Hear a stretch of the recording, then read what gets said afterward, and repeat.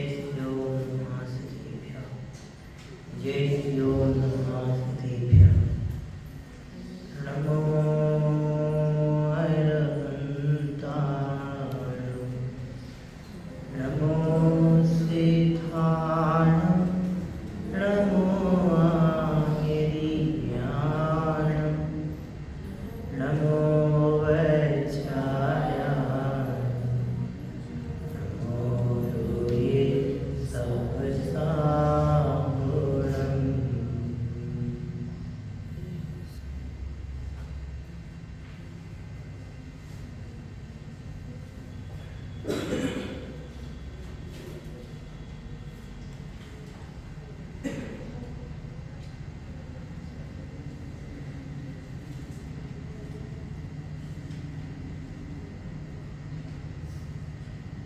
मंगलम भगवान वीर मंगलम गौतमोगणी मंगलम कुंद कुंदाख्यो जैन धर्मोस्तु मंगलम सर्वमंगल मांगल्यम सर्वकल्याणकारकम् प्रधानम्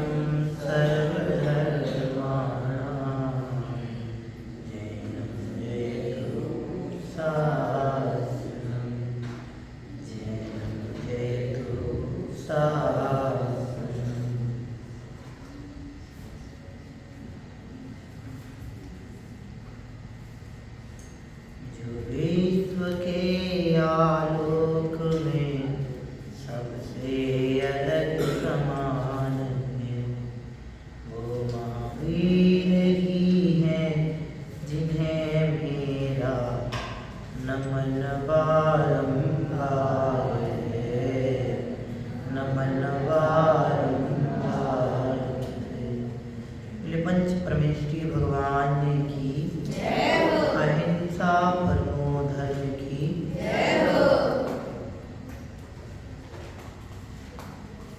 रविवारीय पाठ की श्रृंखला में आज हम आत्म कीर्तन नामक एक बहुत सुंदर आध्यात्मिक पाठ का वांचन करेंगे। बहुत छोटा सा पाठ है लेकिन संपूर्ण पाठ की प्रत्येक पंक्ति और प्रत्येक पंक्ति का एक एक शब्द एक एक अक्षर अपने आप में अध्यात्म की गहराई को छुपाए हुए स्थापित है। पूजनीय सहजानंद जी वर्णी साहब जो शुल्लक महाराज रहे हैं, जिनकी आध्यात्मिक सोच, आध्यात्मिक चिंतन और आध्यात्मिक व्याख्यान संपूर्ण आत्मार्थी मुमुक्षु समाज के लिए प्रेरक हैं। सहजानंद जी वर्णी साहब के विचार, उनकी आध्यात्मिक चिंतन शैली, उनके विषयों को स्पष्ट करने की सरलता, उनका धार्मिक आध्यात्मिक न्याय ग्रंथों का गहराई से अध्ययन इत्यादि अनेक विशेषताएं ऐसी हैं जो हमें निश्चित ही विशेष रूप में प्रेरित करती हैं। ये उस समय की बात है जिस समय किसी भी तरह की आधुनिकताओं के किसी प्रकार के साधन उपलब्ध नहीं थे। आज मोबाइल, इंटरनेट, कंप्यूटर आदि अनेक सुविधाएं उपलब्ध हैं। उसके बावजूद भी हमारी रुचि उतनी उत्कृष्ट नहीं है। लेकिन जिस समय शास्त्र भी सहजता से उपलब्ध नहीं होते थे, जिस समय शास्त्र भी सरलता से उपलब्ध नहीं होते थे, उस काल में आगम का इतना गहराई से अध्ययन करके जिनागम के मर्म को जन जन तक पहुंचाना ये अपने आप में एक विशेष चुनौती का प्रतीक था। यह एक विशेष प्रकार की चुनौती थी। उस समय में भी सहजानंद जी वर्णी जी महाराज ने, जो शुल्लक महाराज रहे, उन्होंने अनेक ग्रंथों का अध्ययन करके उन पे अपनी लेखनी का प्रयोग किया या प्रवचन किए, वह आज हम सभी को उपलब्ध हैं। अभी मैं नेट पे देख रहा था तो उसमें लिखा करीब 500 प्रवचन या साहित्य या ग्रंथ इनकी प्रवचन शैली वाले आज उपलब्ध हैं, और भी विशेष परिचय इनका प्राप्त होता ही है।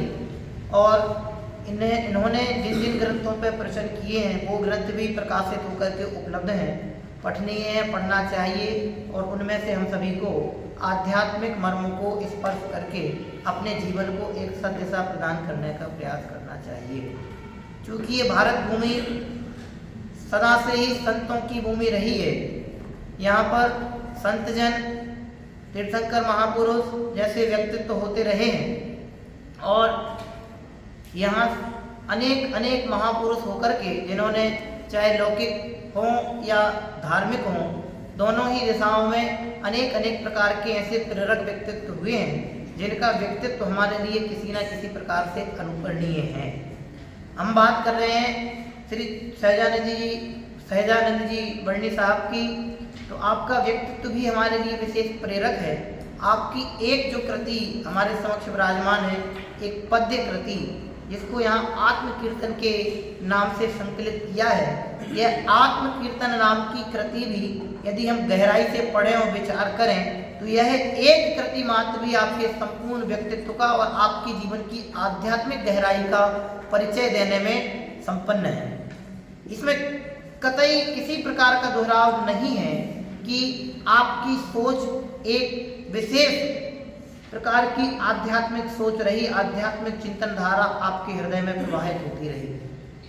हम आत्म कीर्तन इस पाठ का वाचन करेंगे और इस पाठ के माध्यम से इसके मर्म को समझने का प्रयास करेंगे कि सहजानंद जी वर्णी साहब इस कृति के माध्यम से हमें क्या कहना चाह रहे हैं।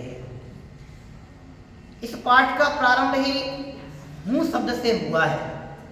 पूज्य गुरुदेव श्री कहते हैं, है का हकार हूँ का स्वीकार यदि हो जाए कि मैं कौन हूँ, इसका परिचय मुझे हो जाए, तो फिर दुनिया में मुझे किसी चीज़ के परिचय की आवश्यकता नहीं है। मैं कैसा हूँ, मैं कौन हूँ, मैं कहाँ से आया हूँ, मेरा क्या स्वरूप है, मेरा क्या परिचय है, इस बात का मुझे यदि परिचय हो जाए तो सारे प्रश्नों का समाधान हमें प्राप्त हो सकता है। बशर्ते एक प्रश्न हमारे हृदय में खड़ा होना चाहिए कि मैं हूँ कौन, मैं कौन हूँ, मैं कहाँ से आया हूँ, मेरा स्वरूप क्या है। ये प्रश्न हमारे मन में जब तक उत्पन्न नहीं होगा तब तक हम विशेषपने गहराई से आंतरिक मर्म को स्पर्श करके आध्यात्मिक यात्रा में या धर्म मार्ग में आगे नहीं बढ़ सकते। ये थोड़ी लाइट कम कर दो, जीव उत्पन्न हो रहा है बहुत ज़्यादा, इधर की पीछे की कम कर दो। तो ये पहला ही शब्द यहाँ पे लिखा है हूँ। क्या लिखा है? हूँ। तो मैं कौन हूँ? अपन पढ़ते हैं, मैं कौन हूँ, आया कहाँ से और मेरा रूप क्या। ये तीन प्रश्न खड़े किए।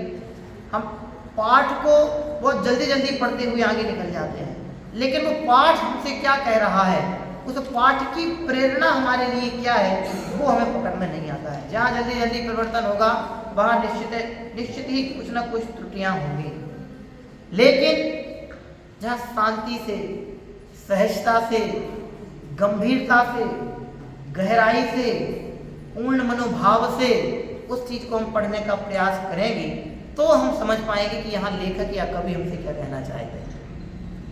यहाँ ये आत्म कीर्तन नाम की बहुचर्चित कृतियों में से एक पद्य कृति जिसका वाचन हम करने जा रहे हैं, कि वास्तव में आध्यात्मिक रस से सराबूर करती है, हमारे हृदय को झकझोर देने वाली करती है।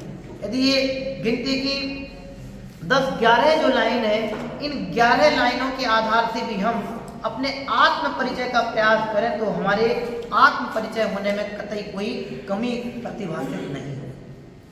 बस ललक इतनी होनी चाहिए कि मुझे अपने बारे में जानना है। जिन्हें ललक पैदा हो जाती है कि मुझे अपने बारे में जानना है, ऐसा प्रश्न जिनके हृदय में खड़ा हो जाता है कि मैं कौन हूँ, तो निश्चित ही वे इन प्रश्नों के उत्तर सहजता से प्राप्त कर लेते हैं। आपको इन प्रश्नों के उत्तर प्राप्त करने के लिए कहीं अधिक दूर जाने की आवश्यकता नहीं है। बस इतनी सी आवश्यकता है कि ये प्रश्न ग्रंथों के आधार से हमारे हृदय में उत्पन्न नहीं हो, अपितु इन विषयों को सुन करके हमारे हृदय में अपने आत्मिक रुचि के कारण उत्पन्न हो।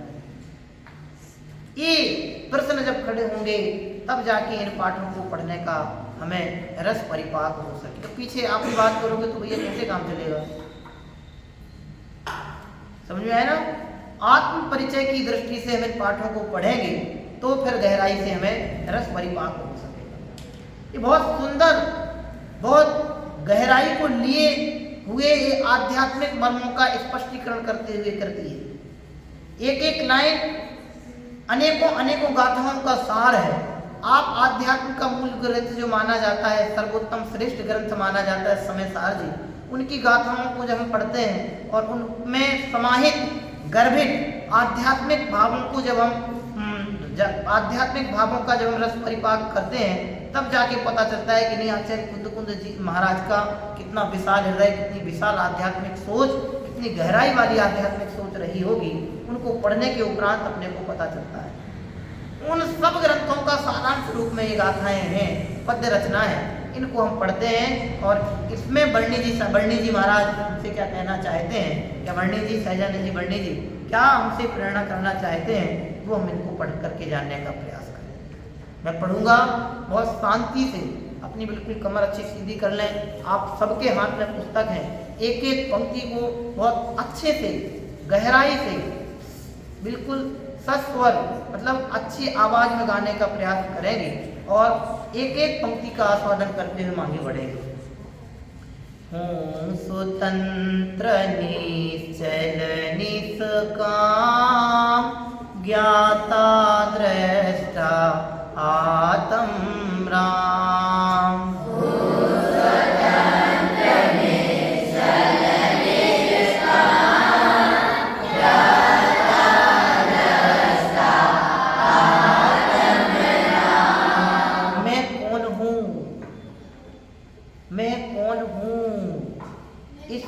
का उत्तर दे रहे हैं।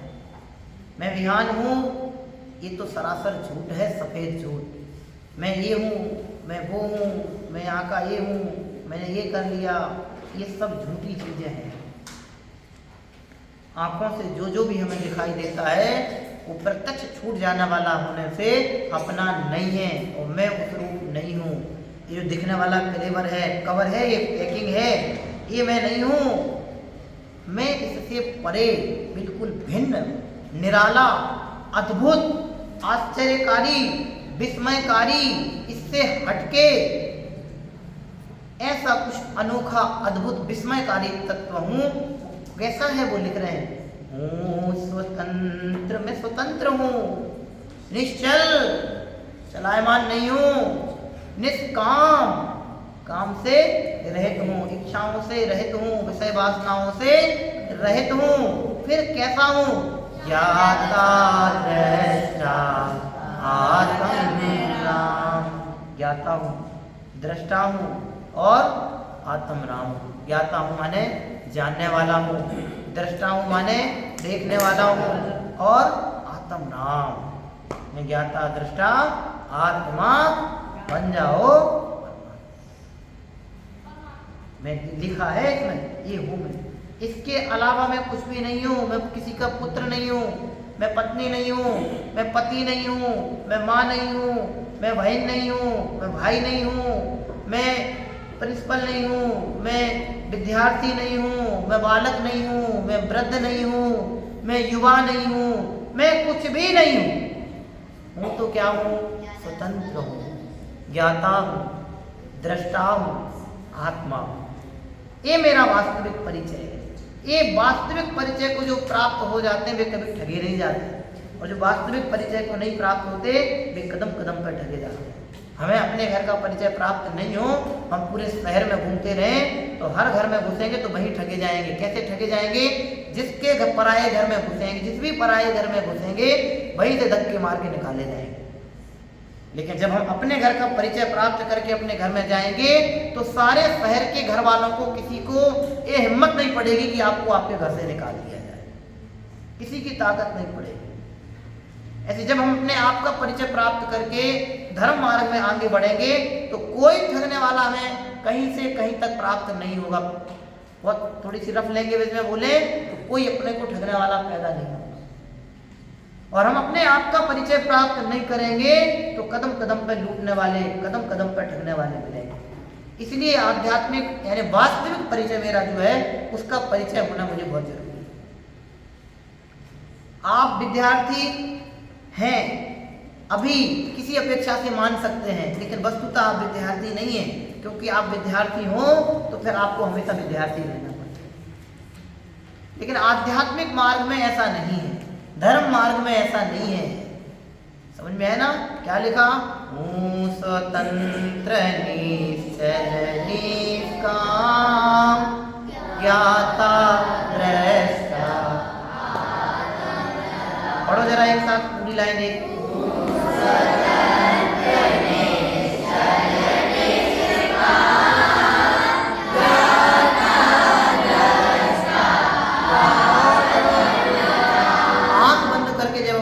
को गुनगुनाते हैं तो एक अलग ही आनंद अपने को आता है। एक एक पंक्ति का आस्वादन करते हुए आगे बढ़ेंगे तो जाके इनके मर्म को हमारे हृदय में हम आंक पाएंगे, समझ पाएंगे। अगली पंक्ति में पढ़ता हूँ, उसके बाद आप लोग उसका पाठ करेंगे। मैं वह हूँ जो है भगवान, जो मैं हूँ वह है भगवान।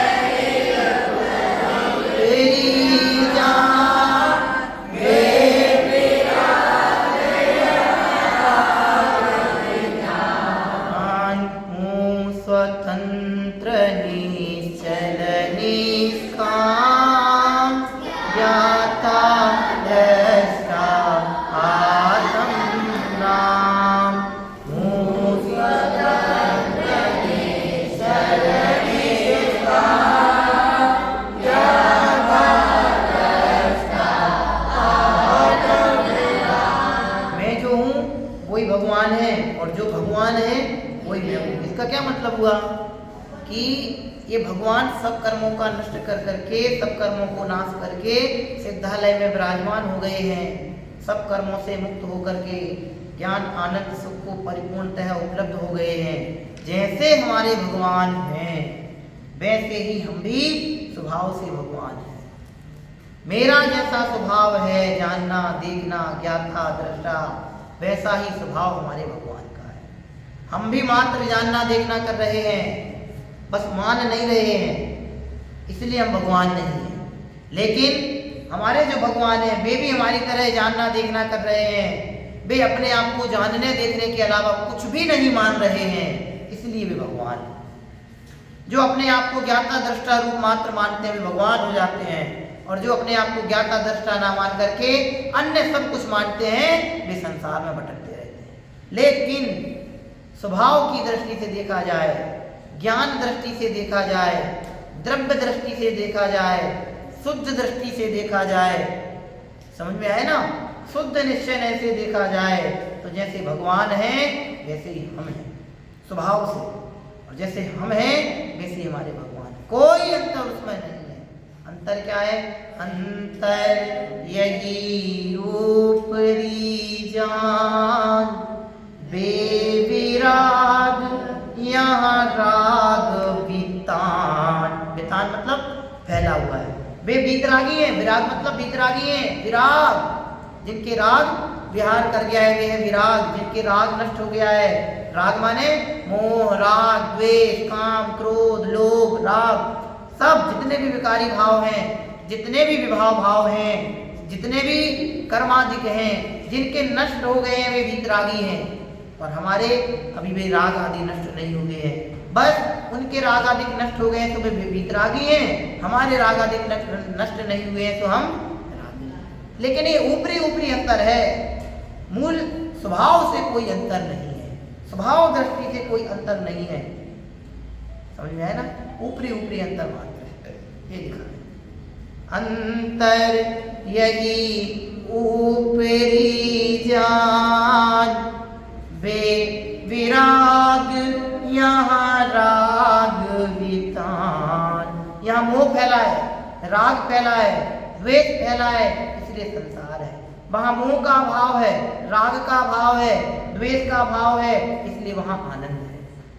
मोह में आनंद नहीं है, राग में आनंद नहीं है, द्वेष में आनंद नहीं है, फिर किसमें आनंद है कि मोह, राग, द्वेष आदि समस्त विभाव भावों के अभाव होने में ही आनंद है। भगवान बनने का एक उपाय है कि अपने आप को ज्ञाता दृष्टा देखो। ज्ञाता दृष्टा बने के अलावा अन्य किसी भी प्रकार से अपने आप को देखना अपने भगवान स्वभाव का अनादर करना है, और अपने आप को मोह राग द्वेष से भिन्न देखना। मैं भले वर्तमान में मनुष्य पर्याय को प्राप्त हूँ, लेकिन मैं मनुष्य पर्याय को प्राप्त होने के बावजूद भी मनुष्य नहीं हूँ, मैं भी भगवान स्वभावी हूँ, मैं भी ज्ञान स्वभावी हूँ, मैं भी दर्शन स्वभावी हूँ, मैं भी वितराग स्वभावी हूँ। ऐसा अपने को जानते हैं तो वो दिन दूर नहीं कि जिस दिन हम भी भगवान के समान भगवान बन करके सिद्धालय में विराजमान होकर परम आनंद को प्राप्त हों। बस अंतर है दृष्टि का, नजर का अंतर है। हम किस नजर से अपने आप को देख रहे हैं। देखो भैया, दुनिया में भी किसी को लगातार एक नजर से देखने में बुरा माना जाता है, घूर के देखने को बुरा माना जाता है, लेकिन अध्यात्म मार्ग की बात देखो कि अपने आप को लगातार अनवरत रूप से देखते रहेंगे, अपने आप को देखते रहेंगे, मीत जानने का प्रयास करेंगे तो यहाँ बुरा नहीं माना जाता। अपने जो स्व को देखते हैं उन्हें सम्यक की उपलब्धि होती है, जो स्वयं को जानते हैं उन्हें सम्यक दर्शन प्राप्त होता है, जो दुनिया को जानते हैं उन्हें सम्यक दर्शन नहीं होता। जो सारी दुनिया को जान ले और खुद को नहीं जाने वे तो अपने सम्यक्त्व का ह्रास करते हैं, और जो सबको नहीं जाने मात्र स्वयं को जाने उन्हें सम्यक्त्व की प्राप्ति हो। इसलिए लिखा है यहाँ पे ज्ञाता दृष्टा आत्म राम। कौन है ये ज्ञाता दृष्टा आत्म राम? मैं हूं कि सहजानंद जी है? सहजानंद। अभी हमको ऐसा ही लगता है, हमें अभी अंदर से ऐसा नहीं लगता कि ये ज्ञाता दृष्टापना कौन है। कौन है ज्ञाता दृष्टा रूप? मैं खुद हूँ। जब तक मैं को खड़ा नहीं करेंगे, मैं को स्थापित नहीं करेंगे, तब तक आनंद नहीं आएगा। सुखी तो हमें स्वयं होना है या दूसरे को होना है? तुम्हारे लिए सुखी होना है तो किसको ठीक होना है? तो दवाई बीमार हो और तुम्हें ठीक होना है तो तुम्हारे पड़ोसी को ट्रीटमेंट दिया जाएगा कि पड़ोसी को कितना ही ट्रीटमेंट दे दिया जाए, पड़ोसी को जितना ट्रीटमेंट दिया जाएगा उससे मुझे कोई लाभ होने वाला। अगर मैं बीमार हूँ तो ट्रीटमेंट किसके लिए करना है? कि मुझे अपना करना है। ऐसे यदि मुझे सुखी होना है तो ज्ञाता दृष्टा रूप किसको जानना है? कि स्वयं को जानना है, तब जाके आनंद प्राप्त होगा। इसलिए इतनी बिल्कुल इतनी सहज अच्छी पंक्तियां लिखी हैं। मैं वह हूँ जो है भगवान, जो मैं हूँ वह है भगवान, अंतर यही ऊपरी जान, वे विराग यहाँ राग वितान। राग फैला है, राग का दुख है। मैं स्वभाव से दुखी नहीं हूँ, जितना राग उतना दुख। कल कहा था ना, जितना मोह उतना दुख। जहाँ जहाँ मोह वहाँ वहाँ दुख, ऐसे जहाँ जहाँ राग वहाँ वहाँ दुख, जहाँ जहाँ मोह राग द्वेष वहाँ वहाँ संसार, और जहाँ जहाँ मोह राग द्वेष आदि विकारी भावों का अभाव वहाँ वहाँ आनंद। हमारे भगवान सतत आनंद में है। सारी दुनिया में प्रलय आ जाए, लेकिन जो अपने आप को ज्ञाता दृष्टा देखते हैं उनके हृदय में कभी प्रलय नहीं आता। लेकिन जो अपने आप को ज्ञाता दृष्टा नहीं देखते हैं उनके दिमाग में तमाम सारी प्लानिंग चलती है। वो प्लानिंग ही प्रलय है, प्लानिंग ही प्रलय है, क्योंकि प्लानिंग कभी किसी की 100% कंप्लीट नहीं होती। आप कितने ही प्लान कर लें, सारे के सारे प्लान हमारे यही धरे के धरे रह जाते हैं। जहाँ प्लानिंग होगी वहाँ निश्चित प्रलय आएगी, और जहाँ प्लानिंग नहीं होगी, सहज रहेंगे, वहाँ नियम से आनंद आएगा। सहजता आनंद की जननी है। ऐसा अपने को समझ के आनंद प्राप्त करने का मार्ग है, तो इसमें आगे बढ़ने का प्रयास करना है। कितना अच्छा अच्छा मर्म निकलता है। देखो आगे बढ़ते हैं। मम स्वरूप, क्या लिख रहे हैं? मम स्वरूप है सिद्ध समान, अमित शक्ति सुख ज्ञान निधान।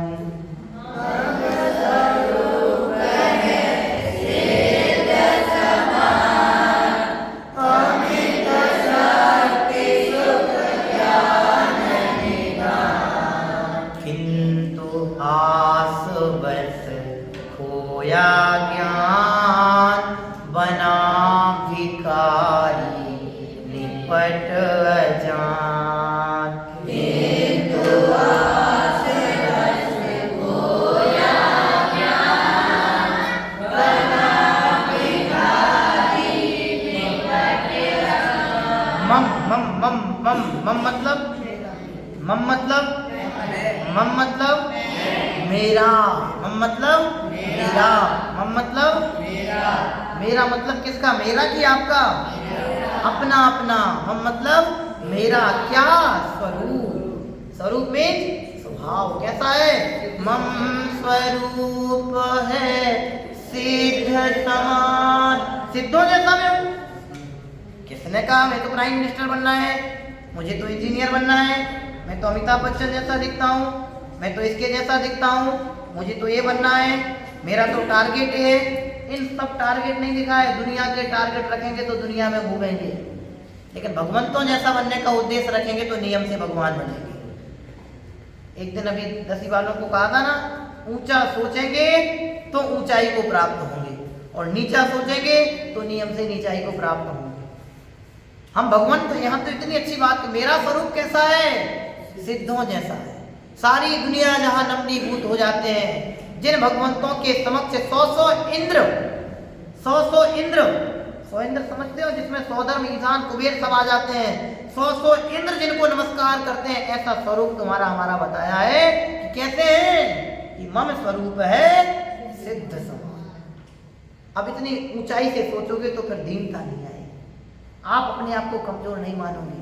मैं गरीब हूँ, मैं अमीर हूँ, मैं कमजोर हूँ, मैं निर्बल हूँ, मैं स्त्री हूँ, मैं पुरुष हूँ, ये नपुंसक है, मैं त्रेंच हूँ, ये जानवर हूँ, ये पढ़ने में होशियार है, ये पढ़ने में कमजोर है, ये सारी चीजें दीनता को उत्पन्न करने वाली हैं। और ये सारी चीजें दीनता को उत्पन्न करने वाली हैं। और मैं हूँ सिद्ध समान। मेरा स्वभाव कैसा है? सिद्धों के जैसा है। मेरा स्वभाव कैसा है? सिद्धों के समान है। ऐसी ऊंची सोच हमारे सोच को ऊर्ध्वता प्रदान करने वाली है। इतनी अच्छी स्थापना की है कि भैया मैं रागी नहीं हूँ, मैं द्वेषी नहीं हूँ, मैं मोही नहीं हूँ, मैं भिखारी नहीं हूँ, मैं पापी नहीं हूँ, मैं कैसा हूँ? परमात्मा हूँ। परमात्मा के 2 वेद, अरहंत और सिद्ध। अरहंत के बाद अंतिम अवस्था कौन सी है? सिद्ध अवस्था। तो सर्वोत्कृष्ट अवस्था है सिद्ध अवस्था। उसको यहाँ लिख दिया कि मम स्वरूप है सिद्ध समान, अमित। अमित जिसकी कोई मित मतलब सीमा, जिसकी कोई सीमा नहीं है, ऐसी अनंतों शक्ति। शक्तियां कितनी है मुझ में? अनंत शक्ति। ज्ञान मेरी शक्ति है, दर्शन मेरी शक्ति है, सुख मेरी शक्ति है। समझ में है ना? ये सब मेरी क्या है? शक्तियां। अनंत 47 शक्तियां तो गिनाई है आचार्य महाराज। यहाँ लिख रहे हैं कि अमित शक्ति। अमित शक्ति मतलब अनंतों शक्तियां मुझ में हैं। मेरे स्वभाव में इतनी शक्तियां हैं, मुझे द्रव्य में इतनी शक्तियां जिसकी कोई सीमा नहीं है, जिसका कोई पार नहीं है, जिसका कोई किनारा नहीं है। अर्थात मैं अनंत शक्तियों का स्वामी प्रभु हूं। फिर कैसी दीनता, फिर कैसी गरीबी? जिन्हें अपनी शक्तियों का ज्ञान नहीं है वही दीन होता है, वही कमजोर होता है। और जिसे अपनी स्वाभाविक शक्तियों का ज्ञान है वो सांसारिक उपलब्धियां और उपलब्धियों से अपने आप को ऊंचा नीचा नहीं मानता।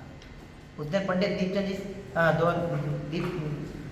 भागचंद जी का, पंडित भागचंद जी का किस्सा सुनाया था आपके लिए। सब दुनिया के हिसाब से वे सब लुट पिट गए, तन को ढकने तक के लिए बराबर कपड़े नहीं मिले, उसके बावजूद भी हृदय में दीनता और मलिनता नहीं है। ध्यान रखना, दीनता और मलिनता उनके आती है जो अपने आप को स्वभाव दृष्टि से नहीं देखते। जो अपने आप को स्वभाव दृष्टि से देखते हैं वे किसी भी परिस्थिति में दीनहीन और कमजोर नहीं होते। यहाँ लिख रहे हैं अमित शक्तियां, सुख, मैं सदाकाल सुख स्वभावी हूँ। वे कैसी कैसी शक्तियां हैं? सुख मेरी शक्ति है, ज्ञान मेरी शक्ति है, और मैं कैसा हूं? निधान, इनका स्वामी हूं, सुख शक्ति का स्वामी हूं, ज्ञान शक्ति का स्वामी हूं। ये लिख रहे हैं यहाँ पे, अमित शक्ति सुख ज्ञान निधान। किंतु इतना सब होने के बावजूद मेरा परिचय हो गया कि मैं ऐसा ऐसा हूं, मेरा स्वरूप सिद्धों के समान है, मैं ज्ञान दर्शन आदि शक्तियों का निधान अर्थात स्वामी हूं। लेकिन किंतु लिख रहे हैं ना, किंतु लग जाए तो सावधान हो जाओ। किंतु लगते ही बिल्कुल अपने हृदय में तटस्थता जाग जाए कि ऐसा होने के बावजूद भी हमसे क्या गलती हो गई। यहाँ लिख रहे, किंतु आस बस खोया ज्ञान। मैंने क्या किया? किंतु, लेकिन मैंने आस मतलब इच्छा, आशा, बस मैंने बसीभूत होकर, आशाओं के बसीभूत होकर, इच्छाओं के बसीभूत होकर क्या किया? खोया ज्ञान। इच्छाओं की चाह रखी, इसलिए हम अपने ज्ञान स्वभाव को नहीं जान पाए। इच्छाओं की पूर्ति में अपने उपयोग को लगाते रहे, इसलिए अपने ज्ञान उपयोग का परिचय हमें प्राप्त नहीं हुआ। क्या लिख रहे? किंतु आस बस खोया ज्ञान। अब अपना ज्ञान मेरी संपत्ति है, जब अपना ज्ञान खो गया तो क्या हो गए? बना भिखारी निपट अजान। निपट समझते हो?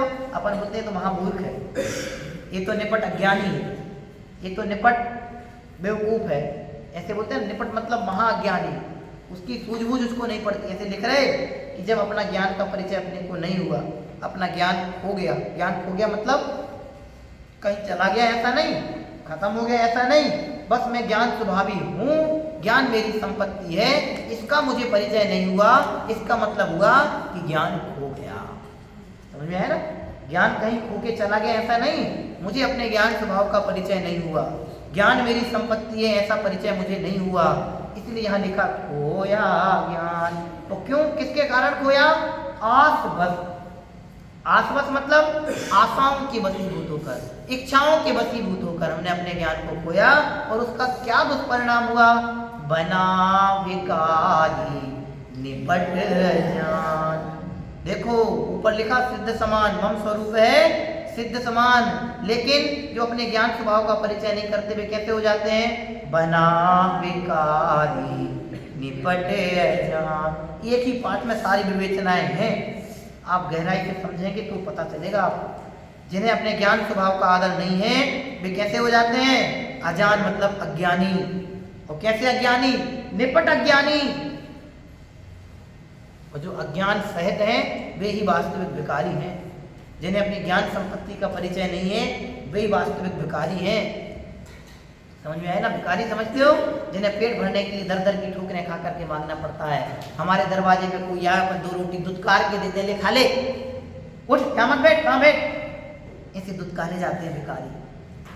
कौन भिखारी बनता है? जो अपने ज्ञान स्वभाव का अनादर करते हैं, वे अज्ञान रूप परिवर्तन करते हुए ऐसी दुर्दशा उनकी होती है। जिन्हें ज्ञान स्वभाव का परिचय है उनकी दशाएं कभी विपरीत नहीं होती, और जिन्हें अपने ज्ञान स्वभाव का परिचय नहीं है उनकी दिशाएं कभी ठीक नहीं होती, और जिन्हें अपने ज्ञान स्वभाव का परिचय है उनकी दिशाएं कभी विपरीत नहीं होती। ज्ञान स्वभाव के आदर का प्रतिफल है भगवत्ता। समझ में आया ना? भगवानपना। इसलिए यहाँ लिख रहे किंतु आस बस खोया ज्ञान, बना भिखारी निपट जान। हूँ स्वतंत्र निश्चल निष्काम, ज्ञाता दृष्टा आत्म राम। ऐसे शांति से पाठ पढ़ोगे तो इतना आनंद आएगा कि वास्तव में यही सब कुछ है। ये मेरा परिचय मुझे कराया जा रहा है, ये मेरी संपत्ति का भान मुझे कराया जा रहा है। आगे देखो, सुख दुख दाता कोई नान, मोह राग रुस दुख की खान। सुख दुख दाता कोई नान, मोह राग रुस दुख की खान। निज को निज पर पर जान, फिर दुख का नहीं लेस निरान।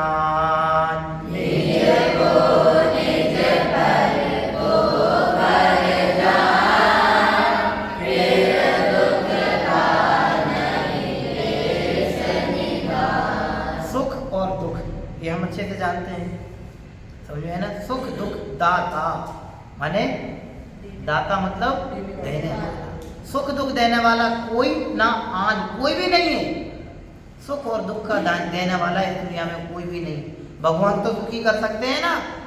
नहीं, भगवान भी सुखी नहीं कर सकते हैं। जब भगवान हमें संसार में सुखी नहीं कर सकते, इस तीन लोक के नाथ हमारे लिए संसार में सुखी नहीं कर सकते, तो इन तीन लोक में कोई भी ऐसा माई का लाल नहीं है जो हमारे दुख को दूर करके पूर्ण सुखी बना सके। जब भगवान ही हमें सुखी करने में समर्थ नहीं है, तो फिर किसकी औकात, किसकी ऐसी ताकत जो एक द्रव्य के दुखों का अभाव करके उसे पूर्ण सुखी बना सके। आगे क्या लिख रहे? सुख दुख दाता कोई नान, मोह राग रस दुख की खान। इस संसार में कोई किसी को सुखी दुखी बनाने वाला नहीं है। हम अपने परिणामों से दुखी होते हैं, हम अपने परिणामों से सुखी होते हैं। यदि मुझे सुखी होना है तो अपने परिणाम सुधारो, और मुझे दुखी होना है तो अपने परिणाम बिगाड़ो। आगे लिख रहे मोह राग रुस ये दुख की खान। खान मतलब खदान, खान मतलब खदान। ये मोह, मैं जो करता हूँ, ये मेरा, ये मेरे, ये मेरा, ये मेरी, ये पैसा मेरा, ये घर मेरा, ये बंगला मेरा, ये मार्कशीट मेरी, ये नंबर मेरे, ये आंखें मेरी, बाल मेरे, कपड़े मेरे।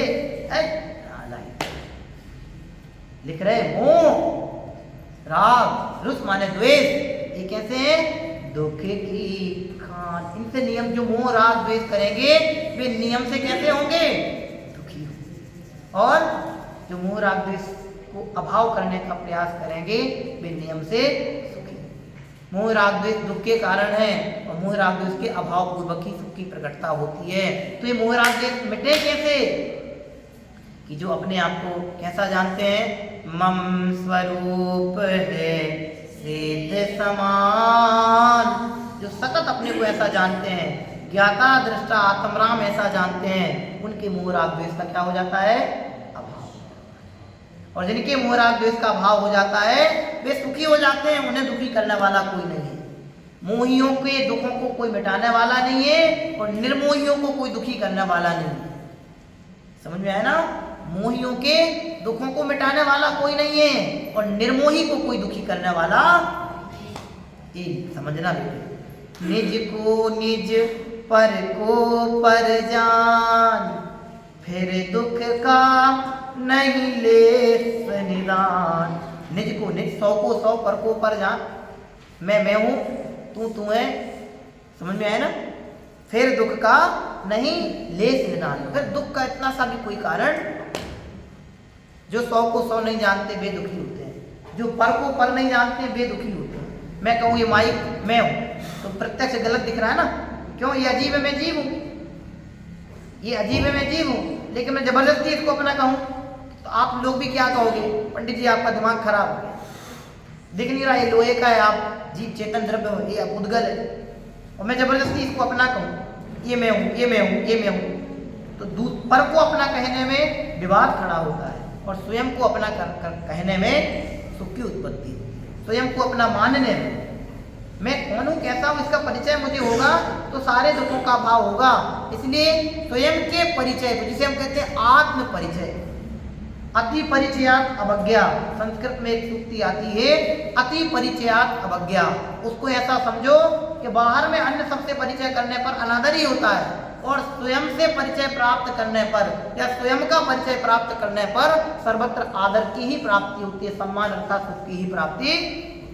इसलिए लिख रहे निज को निज पर को पर जान, फिर दुख का नहीं लेस मन जरा सा भी कारण नहीं है पर दुखी होने का। हम अपने को नहीं जानते इसलिए दुखी होते हैं, और जो अपने को नहीं जानते वे हमेशा दुखी होते हैं। जो अपने को जानते वे कभी दुखी नहीं होते हैं।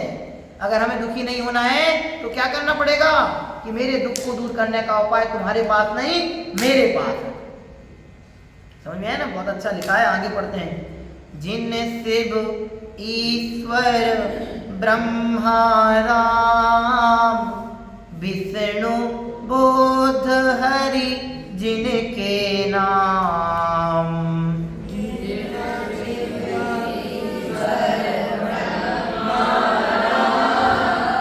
हे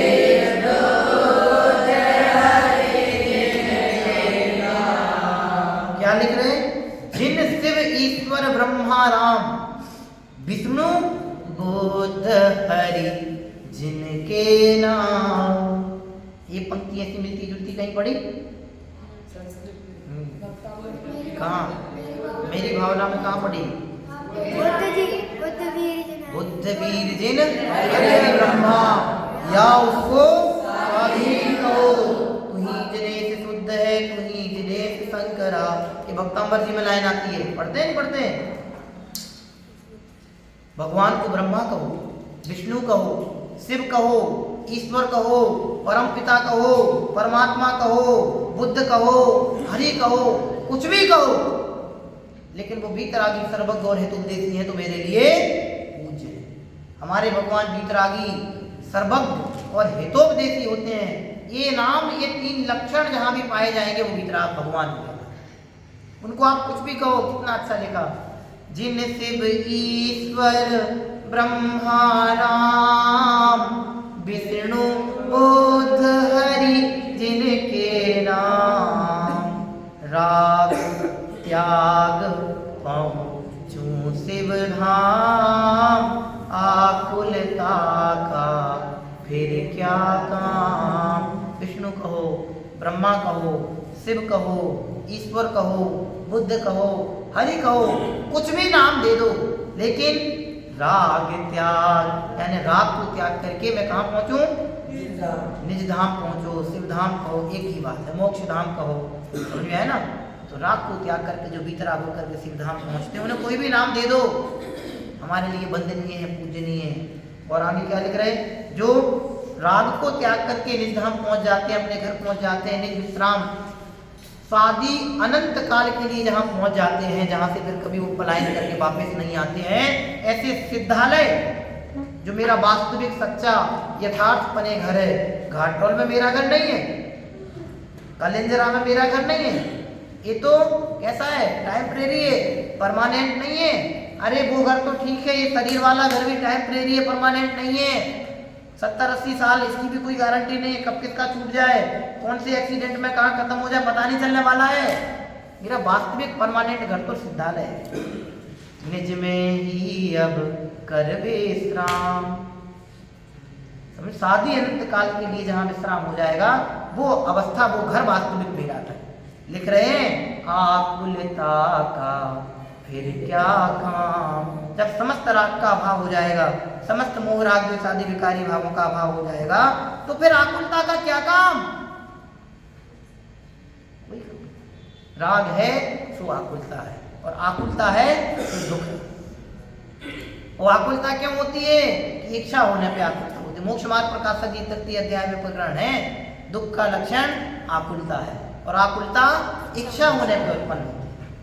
जितनी जितनी इच्छाएं होंगी उतनी उतनी आकुलता होगी, और जितनी जितनी आकुलता होगी उतने उतने दुखी होंगे। इस पैसा कमाने की आकुलता, पोजीशन मेंटेन करने की आकुलता, अच्छा रिजल्ट लाने की आकुलता, अच्छा याद करके अच्छा पढ़ लिख जाने की आकुलता, किसी अच्छे गाने वाले गवैयों को देख ले तो उसके जैसा गाने की आकुलता, कोई अच्छा बजैया देख ले, बजाने वाला देख ले तो उसके जैसे बजाने की आकुलता, कोई अच्छा नचैया देख ले, नाचने वाला देख ले तो उसके जैसा नाचने की आकुलता, अच्छा कोई खाने वाला मिल जाए, बनाने वाला मिल जाए, मतलब कोई स्थायित्व ही नहीं है।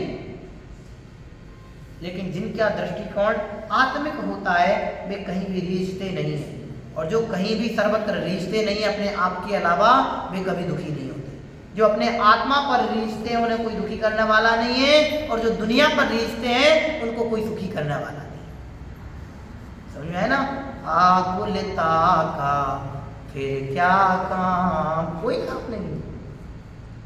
आगे देखो, अंतिम, होता स्वयं जगत परिणाम, मैं जग का करता क्या काम।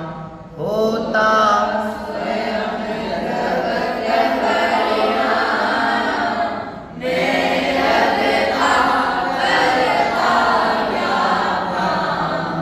दूर हटो पर कृत परिणाम, सहजानंद रहूं अभिराम। दूर हटो पर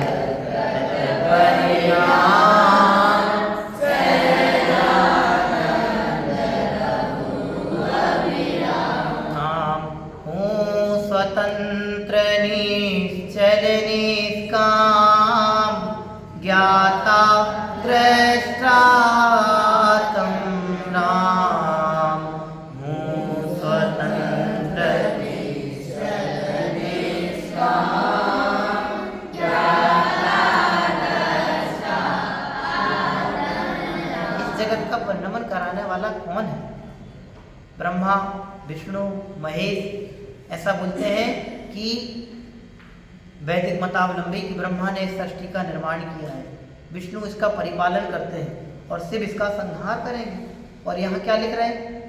होता स्वयं जगत परिणाम, मैं जग का करता क्या काम। तो अपोजिट बात हो गई। ये कोई ये परमाणु मात्र में भी फेर फार करने वाला कोई नहीं है। यदि थोड़े से भी अदला बदली कर देने की व्यवस्था अपने हाथ में होती तो मैं आपसे पूछता हूँ कि अपने परिवारजन, कुटुंबीजन अपने को छोड़ के संसार से चले जाते हैं, मृत्यु को प्राप्त हो जाते हैं, कौन ऐसा होगा जो अपने परिजनों को बचा पाएगा?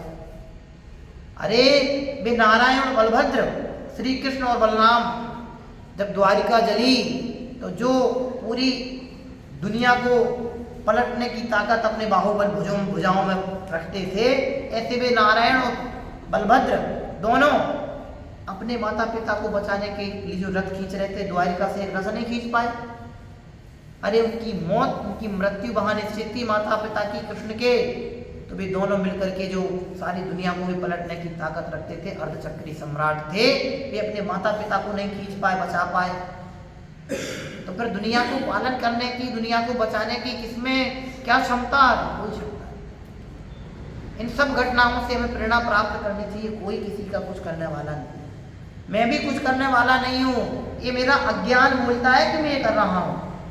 अभी आप यहाँ चटाई बिछाओ, मैं कहूँ कि आपने चटाई नहीं बिछाई। अरे आप क्या कहते हो पंडित जी, हम तो आपके सामने, आंखों के सामने चटाई बिछा रहा हूँ, आप लगता है आपके अंधे हो। अरे भैया, उसकी वैसी योग्यता थी। प्रत्येक द्रव्य अपनी योग्यता से परिणमन करता है, कोई भी किसी का परिणमन कराने में किंचित मात्र भी समर्थ नहीं है। क्रियावती शक्ति पढ़ते हैं अपन, जीव द्रव्य और पुद्गल द्रव्य में गति करने में हेतु तो क्रियावती शक्ति। वैसे धर्म द्रव्य भी पढ़ते हैं। अरे द्रव्य अपनी योग्यता से परिणमन करता है, कोई किसी का परिणमन कराता नहीं है। संपूर्ण विश्व का पूरा पूरा परिणमन पूर्णतः स्वतंत्र है। जो ऐसा मानते हैं कि मैं ये काम करने वाला हूँ, वो बहुत बड़े अज्ञानी हैं, अज्ञान में है। ध्यान रखना, जो अज्ञान में है वे भ्रमित हैं, और जो भ्रमित है वे दुखी हैं। भ्रम से दुख उत्पन्न होता है। क्या बोला? भ्रम से दुख उत्पन्न होता है। तो भ्रम जनित दुख को दूर करने का उपाय क्या है? कि भ्रम को दूर करना ही भ्रम जनित दुख को दूर करने का उपाय है। ये मोक्ष मार्ग प्रकाशक जी ग्रंथ की पंक्तियां हैं। इसलिए भाई लिखा है स्पष्ट, होता स्वयं जगत परिणाम, मैं जग का करता क्या। हो जाओ टेंशन फ्री, कतई टेंशन लेने की जरूरत नहीं है। इससे बड़ा टॉनिक दूसरा में कोई नहीं मिलने वाला है। ये सर्वोत्कृष्ट टॉनिक है। कौन सा? मैं जग का करता क्या काम। घर पे मम्मी रोटी बनाती कि नहीं बनाती? कि नहीं बनाती, रोटी अपनी योग्यता से बनती है। ड्राइवर गाड़ी चलाता कि नहीं चलाता? ड्राइवर गाड़ी नहीं चलाता, गाड़ी अपनी योग्यता से चलती है। ड्राइवर तो बैठ के, आटी वाले बोलो क्या है? निमित्त मात्र। Very good. कौन बोला? भैया 10 रुपये दे देना, हिसाब बराबर नहीं किया अभी तक बच्चों का। निमित्त है।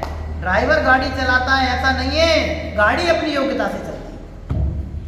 क्या लिख रहे हैं? होता स्वयं जगत परिणाम, मैं जग का करता क्या काम। मैं कुछ भी करने वाला नहीं, तो फिर दूर हटो। कोई चीज बुरी हो ना, अमन, किसने बिल्ली की पोटी छू ली और एक तुम्हारे पास आए, तो अपन क्या कर, शुद्ध कपड़े पहने भगवान का प्रक्षाल करने जा रहे हैं तुम, ओके? ये bug bug bug bug bug, छू मत लेना, छू मत लेना। भगाते कि नहीं भगाते? ऐसे ही कह रहे कि दूर हटो पर कृत परिणाम। क्यों हटो? मैं कुछ भी करने वाला नहीं हूं। पर कृत, दूसरे का मैं कुछ करने वाला हूं। ऐसे जो परिणाम है वे कैसे हो? दूर हो, दूर हो, भगो भगो भगो भगो भगो भगो, ऐसे मेरे पास मत आओ। ऐसी जिनकी सोच है उनसे भी, जो पर का कर्ता अपने आप को मानते हैं, उनसे कहते हैं कि दूर हटो। मैं जग का करता क्या काम, दूर हटो, दूर हट जाओ। जो ऐसा ऐसा मानते हैं कि मैं कुछ करने वाला हूँ, वे दूर हो जाओ। क्यों? धर्म हमारा इसकी आज्ञा नहीं देता कि कोई भी किसी का कुछ करने धरने वाला है। हमारा धर्म तो ये कहता है, हमारा आगम तो हमसे ये कहता है, तो जगत का कर्ता कोई नहीं है, जगत का धर्ता कोई नहीं है, जगत का निर्मातक कोई नहीं है, जगत का संरक्षक कोई नहीं है, जगत का विनाशक कोई नहीं है। ये जगत अपनी स्वयं की योग्यता से बना है और स्वयं की योग्यता से ही समाप्त होगा। वैसे जो विश्व है उसका कभी अभाव नहीं होता। क्यों? क्योंकि विश्व 6 द्रव्यों के समूह से बना है और द्रव्य वही होते हैं जिनका कभी अभाव नहीं होता है। द्रव्य सदाकाल बने रहते हैं। द्रव्य का अभाव हो जाए तो पूरे विश्व का अभाव मानना पड़े। लेकिन 6 द्रव्यों में से द्रव्य तो अनंत है, संख्या अपेक्षा, जाति अपेक्षा शगनाए, एक भी द्रव्य का कभी अभाव नहीं होता। और उन द्रव्यों की ऐसी ऐसी सबकी अपनी अपनी सामर्थ्य है कि एक भी द्रव्य को दूसरे द्रव्य से अपने काम कराने की जरूरत नहीं है। जीव द्रव्य को पुद्गल द्रव्य की जरूरत नहीं है कि वो आके मेरा काम करे, और पुद्गल द्रव्य को इसको भी मेरी जरूरत नहीं है कि मैं जाके इसका काम करूं। ये अपनी योग्यता से काम कर रहा है, मैं अपनी योग्यता से काम कर रहा हूं। विश्व के सभी द्रव्य अपनी अपनी योग्यता से काम कर रहे हैं। ऐसा यदि हम सोचते हैं तो तब जाके ताकत आती है कि दूर हटो पर कृत परिणाम, मैं जग का करता क्या काम। तब जाके ताकत आती है कि मैं क्या करने वाला हूं जगत का, तो कुछ भी करने वाला नहीं। फिर आगे क्या लिख रहे हैं? सहजानंद रहूं अभिराम। जो ऐसा जानते हैं मैं जगत का करता हरता धरता नहीं हूं, वे सहजानंद, सहज आनंद को उपलब्ध होकर के सादी अनंत काल के लिए अपनी मौज मस्ती में मग्न हो जाते हैं।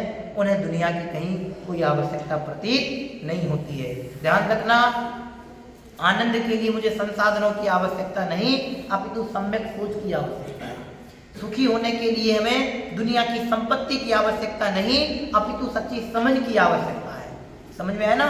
सच्चे आनंद की प्राप्ति के लिए मुझे सब कुछ जानने की आवश्यकता नहीं, अपितु मैं कौन हूं ऐसा स्वयं को जानने की आवश्यकता है। जो स्वयं को जानते हैं वे सम्यक ज्ञान पूर्वक सिद्धालय में विराजमान हो जाते हैं, और जो सबको जानने के लिए उद्यमशील रहते हैं वे किसी को भी नहीं जान पाते, ना खुद को जान पाते और सबको तो वे जान ही नहीं पाते।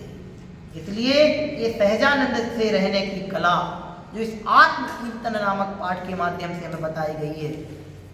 समझ में है ना? कीर्तन का मतलब होता पता है? पहले कीर्तन हुआ करते थे पुराने जमाने में, आजकल तो पैटर्न चेंज हो गया भजन के, भजन संध्याएं होने लगी। पहले भजन कीर्तनों के मिले हुए होते थे। तो कीर्तन का मतलब समझते हो क्या होता है?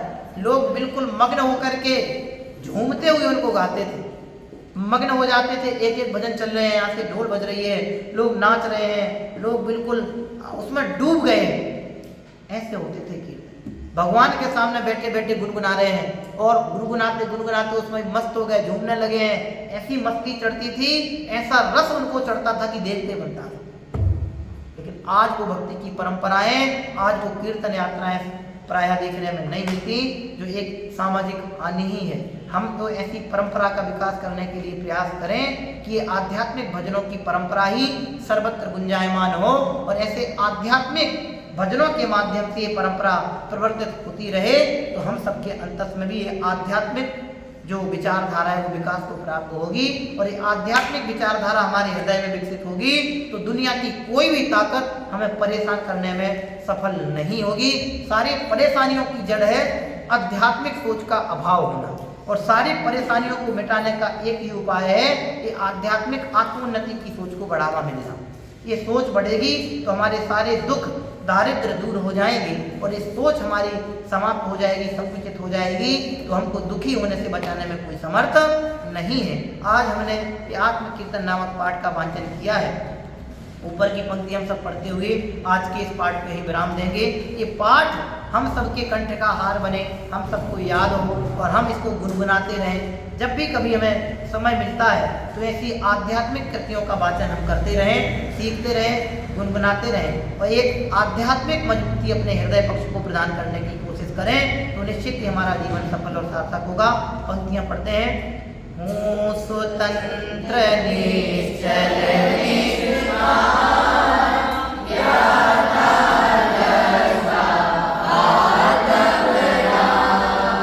मैं वह हूँ जो है भगवान